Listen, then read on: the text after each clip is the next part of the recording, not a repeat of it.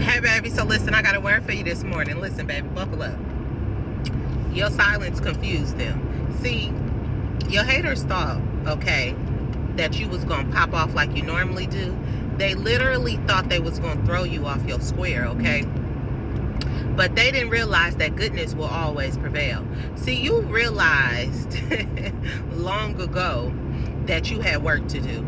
You realized long ago that you had a goal. You realized long ago that your faith and your relationship with God, the relationship with God, was going to be the only thing that was going to help you move forward. See, you realized this long ago, okay? And your silence confused them. See, a lot of times people focus so much on the haters that they begin to get so distracted. They begin to fall off their square because now they have become in competition. Now they're worried about what people got to say about them. Now they're so much focused on the outside that they have totally dysregulated their own mood. Okay, they have totally dysregulated their own path. They are so confused. They don't even know where they are going. But you, okay, you decided to take a step back.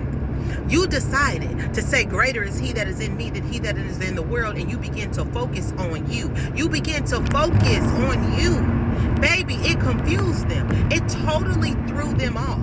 But baby, you got to understand that every time they come up against you, it is a plan. It is a plan. God literally said that your enemies, okay, was your footstool. He said that his enemies is his footstool. The world is his footstool. You don't understand that God will actually use the very thing that is coming up against you to prevail you forward. Sometimes, baby, the person who is designated to interview you don't know that you are going to be the one that's going to take their spot. See, baby, and the cold part about it is when you are in the business of having the best intention for people and you want to see people do good. See, because that's what this is all about. This is all about being an inspiration. This is all about paying it forward. This is all about making sure that our children don't have to suffer like we suffer. This is all about being a role model. See, and when you are that leader, okay, you're not concerned about who has something to say about you. You're not concerned about the gossip because you're on an agenda. You have a purpose. See, the Bible said that it was good that I was afflicted so that I may learn my statutes. See, a lot of times we don't know our status. We don't understand why people are pointing the finger at us. We don't understand why people are talking about us. We don't understand, okay, why all of the challenges and the trials and the tribulations and why the haters are so fascinated with us. We don't understand because we're literally focused on ourselves. We're literally paying them no attention. But when you see them in your views, but you don't see them in your likes and your comments and they're not engaging with you, it kind of becomes a distraction because you're like, oh, you're watching me, right? But we got to realize that's what they're supposed to do.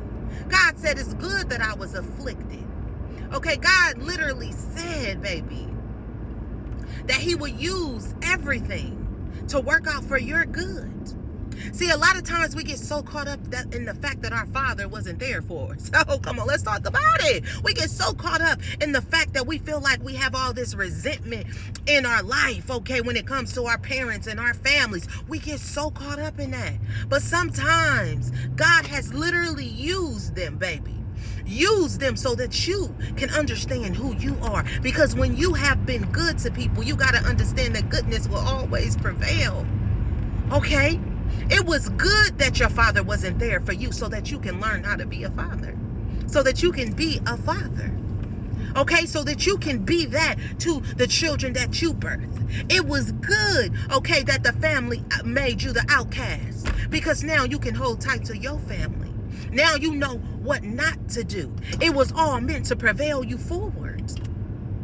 But when we swerve to the right and when we swerve to the left and we worried about what's going on around us, we're not there to be able to get divine intervention from the God that is within us.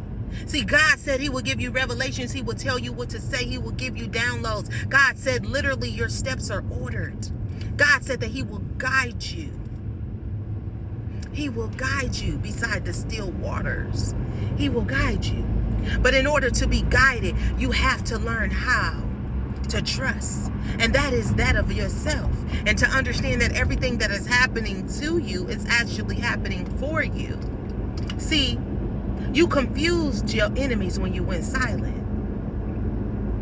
And this is the reason why they're still watching you. Because they are learning from you. You are an inspiration. And that is not to boast, and that is not to make your head all big. But that is to, hallelujah. That is so that you know the God that you serve. That is so that you know the power that you have access to. That is so that you know what ignites you. That is so that you know when all comes up and rises up and things begin to happen in this world. You know that there is a God.